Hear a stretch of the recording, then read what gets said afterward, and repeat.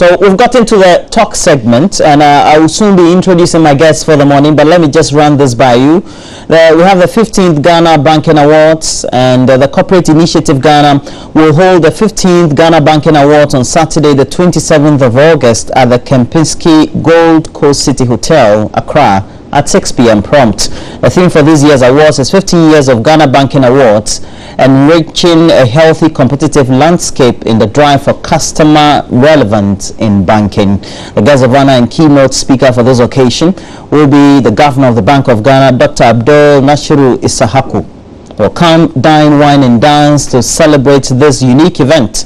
You can book your tickets, and to do so, please call Fauzia on the following line, 020-001-1370. The main sponsor for this year's awards is Vodafone Ghana. Main sponsors, media sponsors are the Multimedia Group and Graphic Business, and event statistician is Ernst & Young. Dress code, strictly black tie and traditional dress. Adum Praise tickets are out, and you can purchase these tickets at Nalem Clothing and Francophone shops at the following locations: Nalem Clothing shops at Yosu Mall, the Achimota Retail Center, the Accra Mall, the West Hills Mall, and the Junction Mall. For further inquiries, please make sure you contact 054-0123-805. And Adum Praise will all be there to look at those beautiful as well as handsome singers from Brooklyn, and they're coming out of the choir, the Brooklyn Tabernacle Choir, as we feature on Adum Praise the Brooklyn Tabernacle singers. But now my guest for the morning, the Member of Parliament for Wa Central is Dr. Rashid Popo. He's the Minister of the Presidency in charge of private sector, the PPPs, and thanks for joining me. Thank you. And Kofi Asamoah is a policy analyst or advisor to the Progressive People's Party. Thanks for joining me, gentlemen. Chief, thank you. All right. Now, we first would have to look at an issue, and we know that it's getting a lot more prominence. And apparently, the three and their lawyers, who we know the three have been jailed for contempt charges, as they were hauled before the Supreme Court, and their lawyers now, leading their clients, have filed a petition, presented it to the president for pardon. But we're not proud to now.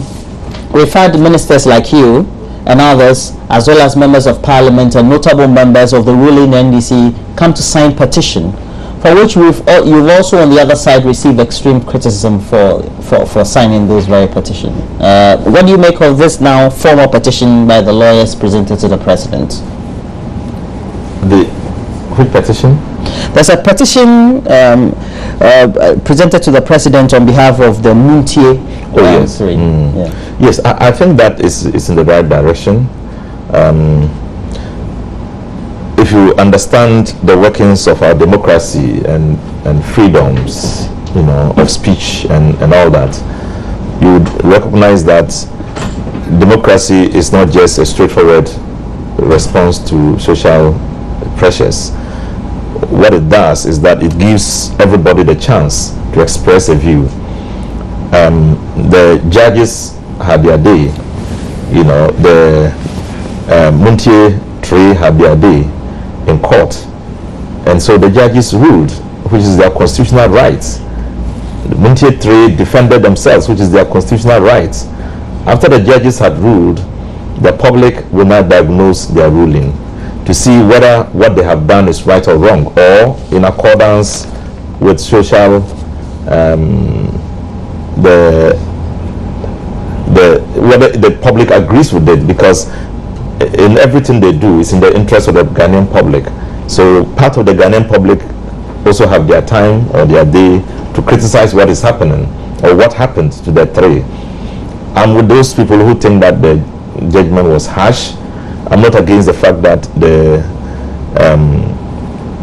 judges ruled because it's their right. But I also think that such ruling is a landmark in our history, and is taking them through 4 months is another question that we put to it. The reason being that the right to speech, the freedom of expression, all of which are inherent in our constitution and in our being must be treated with caution, such that people will not get stampeded and be afraid to say what they should say. Sometimes people, in trying to express these things, go overboard. It is important for them to be cautious. It's important for them to bear the brand of it. But if they have to suffer it this way, it is something everybody is awakened to, and many people are questioning. So I think the people who are petitioning are right. They should petition if they think very strongly about it, if they feel strongly about it. Well, Kofi, your own response to this now formal petition presented to the president, and we know that there has been excessive pressure which had been prior to the presentation and still ongoing on the other side. Well, first of all, I think Honorable referred to the Constitution and people's rights to exercise those provisions. Their freedoms of speech. Yes, so the ministers and the petitioners, everybody has a right to do what they are doing, and we grant them that. But we need to go beyond the petition and the petitioners and look at the basis of the petition. They talk about the fact that the judgment is harsh and it's a landmark case. The harshness or otherwise of the judgment, we want to leave it for the judges. If you read their judgment, they actually made references to the fact that previous attempt to curb this menace did not stop or did not deter these current offenders, and also the fact that the warnings they took into consideration the instant admission of guilt and the fact that they were inundated with apologies on their behalf by counsel and so on and so forth.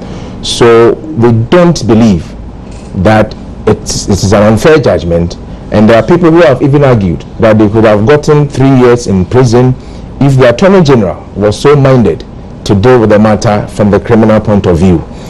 Having said that, it is not a landmark case. People have gone to jail for 3 months, 90 days, so for contempt of court, and that was contempt for a high court. This is the contempt for the Supreme Court of Ghana. And mind you, in the previous case that the NDC people are referring to, the Chief Justice was not sitting. So as for Supreme Court, when it's constituted, they have the same level of authority and so on. But when the Chief Justice is absent, you can say that she will come back and maybe redeem the image of the judiciary. In this particular instance, she was presiding, and it is the presiding court, the Chief Justice's presiding, that court is what was run down in the manner that we can't even put out. So all the basis for the petition is unfounded. You can't sustain any of them. The Honorable just refers to a threat on free speech. No, what the gentleman was doing was actually a threat against a pillar in our democratic arrangement.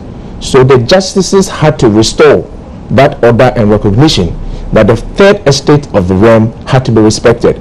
So in fact, it has even elevated or improves Ghana's reputation as a democracy that respects the balance of power and so on and so forth. But let me ask you this. Yeah. For all the things that you talk about and the pillar or whatever it is in one of the organs of our democracy, couldn't it have been more meaningful, or couldn't they have made same meaning if, let's say, they were given a week in incarceration or they were given a month in incarceration? I'm asking this because the argument that is posited by the petition groups per se are that the incarceration or the sentence is harsh. Yes, there are people who are obviously against custodial sentences for free speech. Maybe you make mistake. All of us can say something. But if you give somebody a week, I'm not sure the petitioners are against custodial sentences in a way. But if you give somebody 4 months and there's an argument on the side that a week or a month would have been more receptive, that makes it more plausible. Yes, you see, that is why the framers of the petition should have gone that way, to make a flat statement that it is harsh and therefore the president should pardon them. They are not making the arguments that you're suggesting to me now, that it should be a reduction in sentence. So that is where we get the element of an attempt to set them free. Then it defeats the purpose of how do we cure that mischief which everybody has understood and accepted that needed to be resolved. The argument counter to the proponent for the release of these three is that it's as if when we petition the president of course invokes whatever powers there are in Article 72, etc. One, it's as if he's usurping the powers of the judiciary, for which he is the executive head of government. And two, we don't in a way also tend to find a certain solution to a usual recognized period in our election year when it is always characterized by some level of tension and rancor, of course led by the media most of the time. Actually, the exercise of Article 72 by the president to exercise his prerogative of mercy is within the ambit of the law. That is almost but not with push or shove, or not with the excessive pressure you seem to be giving the president. Well, it's not excessive. If you want to petition the president to do something, you have to do it in a formal way, and that formal process is what the ministers and other members of the public have done, and that is logical and it's legal perfectly. There's nothing wrong with that. And it's also not true that it has no basis. I mean, what does it mean by it has no basis? If I think about doing something that I believe is going to create more space for us to have more freedom in our society, to live in better lives, and then I pursue it, you have no. It's unfair for anybody to say that has no basis. For us who believe that this sentence was harsh, we think that the president can come in at a point. We are not saying that the person should not be incarcerated, or there shouldn't be custodial sentences, or the judiciary or the Supreme Court did not have the right to do what they did. They have. But we are also pointing out the fact that every single time the president feels that on the basis of law, according to Article 72, if on the basis of law or for free, the president can determine whether to exercise that right or not. And if he decides to exercise that right, it's within the law. I mean, there's nothing wrong with that. Okay. What do you make of statements then by a former Ghana Bar Association president, Sambo Kujetu, and even alongside energy expert and former chief executive of the VRA, Dr. Charles Rekubobe, who have written comprehensively or copiously about how the president, if perhaps is convinced or pushed by the pro-petitioners to release these three, could be digging his own grave by losing the election, obviously, or perhaps subsequently. I think that it was an overstatement, a statement that is stretching too far the decision by the president if he decides to exercise that right. He has done it before on several occasions. On this particular occasion, he determines when and at what time he would do it. And it will not be to the effect that what the Supreme Court has done is wrong. It will be to the effect that he would at one point think that enough, the people have suffered enough, they have shown enough remorse, and that exercise of the right is not arbitrary, it's within the law. If the president thinks so and exercises it so, he's not going to be digging his own grave. He's going to be strengthening the executive role of being,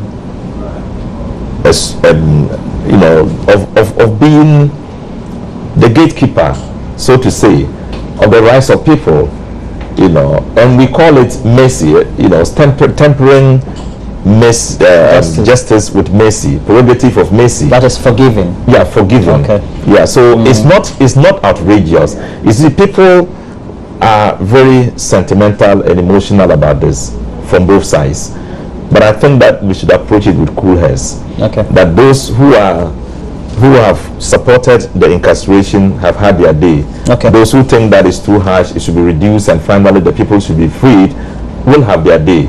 And they should be allowed to articulate it. And I think that there's nothing wrong with that at all. Kofi, you wanted to say something? I just give you only 2 minutes and I move on to the subject. Well, on this latest presentation, the question you asked, if the president is likely to lose the election, we wish the president loses the election to us, but on a more other matter, which is his non-performance as far as the economy is concerned.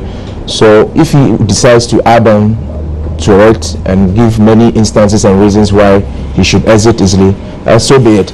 But yes, nobody had said that legally and as a democratic society, the petitioners do not have the rights to do the petition. I'm saying that the grounds they themselves have used to petition the president is that do not exist. Article 72 is not there to protect NDC functionaries. Article 72. But who are the NDC functionaries being protected? It is a purely an NDC matter we are discussing. Those incarcerated? Yes, it's an NDC thing, and that is what they have done from day one. I think that's all right. But that's a very dangerous statement, because you are indicting the Supreme Court to say that they imprison these people because they are NDC. Oh, no. But that's what we are saying. It's not about NDC. The petition is an NDC petition. To the extent that you will put the Supreme Court in a difficult position. You see PPP These are Ghanaians who have violated the law, CPP, sir. and they have...